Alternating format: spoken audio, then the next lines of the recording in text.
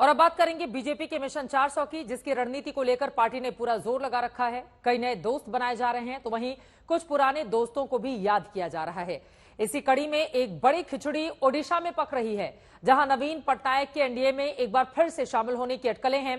दोनों ही दलों में बैठकों का दौर जारी है और जल्द ही गठबंधन के ऐलान की उम्मीद जताई जा रही है। कितना अहम है ओडिशा बीजेपी के इस मिशन के लिए, आइए आपको समझाने की कोशिश करते हैं इस रिपोर्ट के जरिए।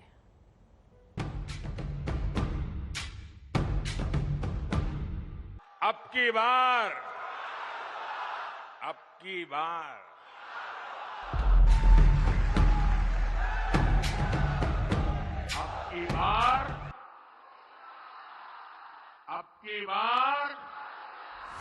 प्रधानमंत्री नरेंद्र मोदी ने 400 के टारगेट की गारंटी दी है और बीजेपी के सामने चुनौती इतनी बड़ी गारंटी को पूरा करने की है। ऐसे में पार्टी एक और जहां खुद की सीटों पर मंथन कर रही है, तो वहीं दूसरी ओर कुनबे को बढ़ाया जा रहा है, जिसका एक बड़ा ओडिशा भी है, जहां अब बीजेपी और बीजेडी के बीच गठबंधन की कवायद तेज हो गई है। सूत्रों की माने तो ओडिशा में बीजेपी और नवीन पटनायक की पार्टी बीजू जनता दल का गठबंधन तय माना जा रहा है। ओडिशा के बीजेपी नेताओं ने दिल्ली में अमित शाह और जेपी नड्डा से मुलाकात की। खबरों की माने तो इस बैठक में बीजेडी के साथ गठबंधन को लेकर आगे की रणनीति पर मंथन हुआ। We really don't have much to say. Our state leaders have gone to Delhi and we understand that the meeting is underway. So whatever will be decided will be declared by our national and state leadership. And we all decided unanimously, the party decided that what is best in the interest of the state, the party should take a call on that. This was the general discussion we had. 5 मार्च को प्रधानमंत्री नरेंद्र मोदी ओडिशा के दौरे पे थे। इस दौरान उनकी नवीन पटनायक के साथ दिखी केमिस्ट्री ने इसके संकेत दे दिए थे। Welcome the Honorable Prime Minister Ji to Odisha. The Honorable Prime Minister has set a new direction for India. He is taking India on an accelerated drive to make it an economic power.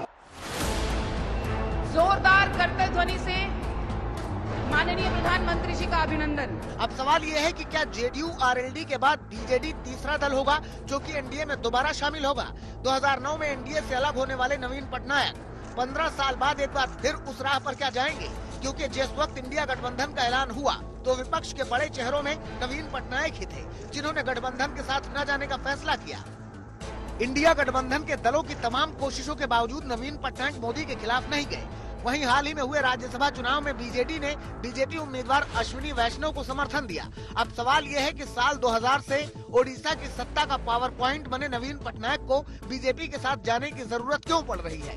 उसकी कहीं न कहीं वजह ओडिशा में BJD का गिरता graph है। BJD ने 2014 के लोकसभा चुनाव में 44.8% वोट शेयर के साथ 21 में से 20 सीटें जीती थी। तब बीजेपी 21.9% वोट शेयर के साथ 1 सीट ही जीत सकी थी। 2019 में बीजेडी का वोट शेयर 43.3% पर आ गया और पार्टी को 2014 के मुकाबले 8 सीट का नुकसान उठाना पड़ा। वहीं इसके ठीक उलट बीजेपी का वोट शेयर बढ़कर 38.9% पहुंच गया और पार्टी की सीटें भी 1 से बढ़कर 8 हो गयी। बीजेपी और कांग्रेस जैसी पार्टियां बीजेडी की 24 साल पुरानी सरकार के खिलाफ एंटी इनकम्बेंसी को वोट के रूप में कैश कराने की कोशिश में है। बीजेडी की उंगली पकड़कर 2009 तक चलती रही बीजेपी के लिए ओडिशा में सबसे बड़ा संकट नेतृत्व का था। पार्टी ने रणनीतिक रूप से धर्मेंद्र प्रधान और अश्विनी वैष्णव जैसे 2 बड़े चेहरे तैयार किए हैं, तो वहीं जमीनी स्तर पर भी कैडर का विस्तार किया, जिसका असर वोटों पर भी पड़ता दिख रहा है। ओडिशा में पिछले 2 चुनाव में सीटों का बंटवारा करीब करीब बीजेपी और बीजेडी के बीच हो रहा है। ऐसे में अगर ये गठबंधन होता है तो खेल सीधे 21 सीटों पर क्लीन स्वीप का हो सकता है। आज तक ब्यूरो।